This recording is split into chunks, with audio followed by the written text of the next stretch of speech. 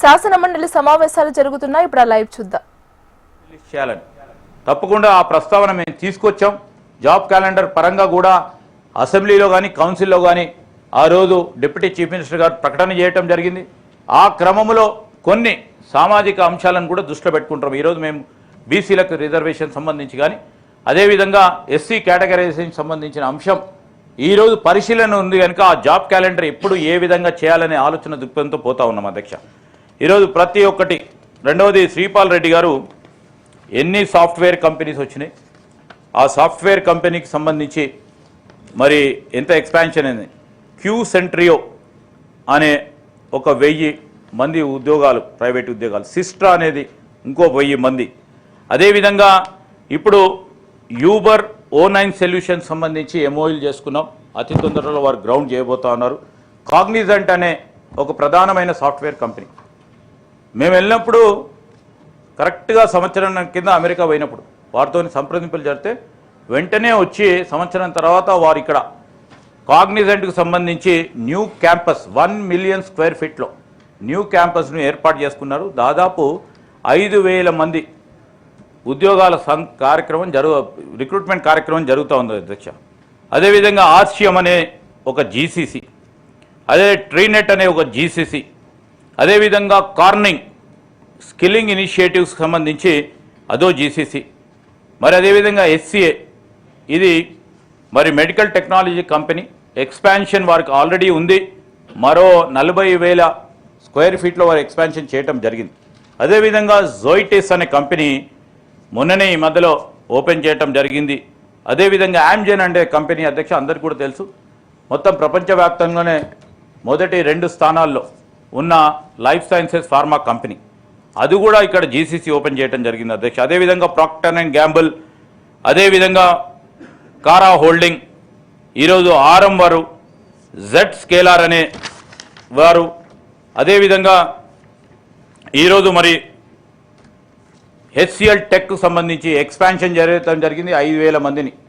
అదేవిధంగా ఇన్ఫోసిస్కి సంబంధించి ఇప్పుడున్న పోచారంకి సంబంధించిన క్యాంపస్ మరొకసారి ఎక్స్పాన్షన్ చేసి 17,000 మందిని తీసుకునే కార్యాచరణ మొదలుపెట్టడం జరిగింది. విప్రో వారు కూడా ఎక్స్పాన్షన్ చేస్తూ ఉన్నారు గోపన్పల్లిలో మరో 5,000 మందిని తీసుకోవడానికి. అదేవిధంగా ఎక్లాట్ హెల్త్ సొల్యూషన్ మా కరీంనగర్ సంబంధించిన సోదరుడు కష్టపడి ఈరోజు ఇక్కడ కానీ అమెరికాలో స్థాపించిన ఒక మెడికల్ కోడింగ్ కంపెనీకి సంబంధించి ద్వితీయ శ్రేణి నగరంలో కరీంనగర్లో పెట్టి ముందుకు నడుస్తూ ఉన్నాడు. మరి వారు కూడా వచ్చి ఇప్పుడు 800 మందికి ఉపాధి కలిగించే కార్యక్రమం. అదేవిధంగా అమెజాన్ వెబ్ సర్వీసెస్, టిల్మెన్, అదేవిధంగా ఈరోజు తోషిబా కంపెనీకి సంబంధించి, ఎన్టీటీ డేటాకి సంబంధించి ఇలా చాలా కంపెనీసు వచ్చి నేను మీ ద్వారా గౌరవ సభ్యుల దృష్టికి కూడా తీసుకొస్తున్నాను. మొట్టమొదటిసారి అధ్యక్ష గత సంవత్సరం కర్ణాటకలో కాకుండా, పూణేలో కాకుండా, మహారాష్ట్రలో కాకుండా నేను ఆ గౌరవ సభ్యులు ఎవరో మాట్లాడుతూ ఉన్న సందర్భంలో, ఎందుకంటే ప్రశ్న నాకు సంబంధించింది లేకుండా నేను మాట్లాడలేకపోయాను, 70 గ్లోబల్ కేపబిలిటీ సెంటర్స్ ప్రధానమైన అంతర్జాతీయ కంపెనీలకు సంబంధించి మొట్టమొదటిసారి గత సంవత్సరం మనం ఇతర రాష్ట్రాల కంటే ఎక్కువ గ్లోబల్ కేపబిలిటీ సెంటర్స్ తీసుకొచ్చిన ఘనత మన ప్రభుత్వాన్ని అందరి సహకారంతో అని చెప్తా ఉన్నాం అధ్యక్ష. ఈ సంవత్సరం కూడా టార్గెట్ పెట్టుకున్నాం. ఇప్పటికే 73 జీసీసీ వచ్చినాయి. 100 పూర్తి చేసుకోవాలి ఈరోజు. ఎందుకంటే పోటీ ప్రపంచంలో ఉన్నాం. పక్కన ఉన్న కర్ణాటక, అటు పక్కన ఉన్న పూణేకు సంబంధించి టెక్నాలజీకి సంబంధించిన అంశాల విషయంలో మనకున్న ఈకో సిస్టమ్ను ముందుకు తీసుకెళ్లే కార్యాచరణ తీసుకెళ్లాలనే ఒక ఆలోచన చేస్తూ ఉన్నాం అధ్యక్ష. ప్రయత్నం చేస్తూ ఉన్నాం. ఆ ప్రయత్న భాగంలోనే ఈరోజు చెప్తా ఉన్నాం అధ్యక్ష. మొన్న కూడా చెప్పడం జరిగింది, 92లో మొదలుపెట్టిన ఈ మొదటి అడుగు. ఆ రోజు జనార్దన్ రెడ్డి గారు మా కాంగ్రెస్ పార్టీకి సంబంధించిన ముఖ్యమంత్రి గారు, ఆనాడున్న ప్రధానమంత్రి పివి నరసింహారావు గారు తీసుకున్న ఆర్థిక సంస్కరణల మొదటి అడుగు ఇక్కడ ఐటీ పార్క్ను ఏర్పాటు చేయాలని, మొట్టమొదటి ఐటీ పార్క్ను ఏర్పాటు చేసుకొని ముందుకు పోతే మొదలు పెడితే అది దినాభివృద్ధి చెంది ఏ ప్రభుత్వాలు వచ్చినా దాన్ని విస్మరించకుండా ముందుకు తీసుకెళ్లిన ఘనత. మారుతా ఉన్న ప్రపంచీకరణకు సంబంధించిన టెక్నాలజీకి సంబంధించిన అంశం విషయంలో మనం ముందుండాలనే ఒక యోచనతో ముందుకెళ్తా ఉన్నాం అధ్యక్ష. 2004 నుంచి 2014 వరకు కూడా ప్రధానమైన ఐటీ కంపెనీస్ ఇక్కడికి వచ్చి వారు బ్యాక్ ఆఫీసెస్ను ఏర్పాటు చేసుకొని ముందుకెళ్ళినారు. దాని తదుపరి అప్పుడున్న మరి గ్లోబల్ డిమాండ్ మేరకు 55,000 కోట్ల రూపాయల ఎక్స్పోర్ట్స్ ఉన్నాయి. దాని తదుపరి గ్లోబల్ డిమాండ్ పెరిగే వరకు ముందుకు నడిచిండ్రు. 2 లక్షల పైచిలకు వచ్చింది. ఈ 2 సంవత్సరాల్లోనే 30,000 ఇంకా అదనంగా కూడా వచ్చింది. ఇంకా దాన్ని 3 అంతలు పెంచాలి, 10 అంతలు పెంచితేనే ఇతర రాష్ట్రాలకు సంబంధించిన పోటీలో మనం ఉంటాము అనే కార్యక్రమంలో పోతా ఉన్నాం.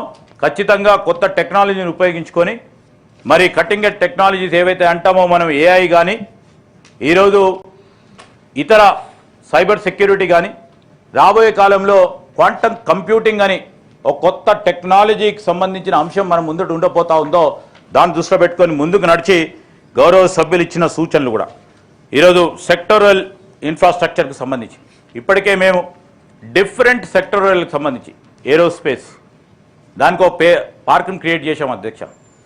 ఈరోజు మనకున్న జీనోమ్ వ్యాలీని ఫస్ట్ ఫేజ్ అయిపోయింది, సెకండ్ ఫేజ్ అయిపోయింది, థర్డ్ ఫేజ్ అయిపోయింది, ఫోర్త్ ఫేజ్ కూడా అయిపోయింది అధ్యక్ష. That's only for life sciences and pharma. That initiative has been taken 30 years back. Sir ఈరోజు ఐటీ కంటే ఎక్కువ ఫార్మా ఎక్స్పోర్ట్స్ ఉంటాయి. ఈరోజు నేను 2 సంవత్సరాలు మేము చెప్తా ఉన్నాము.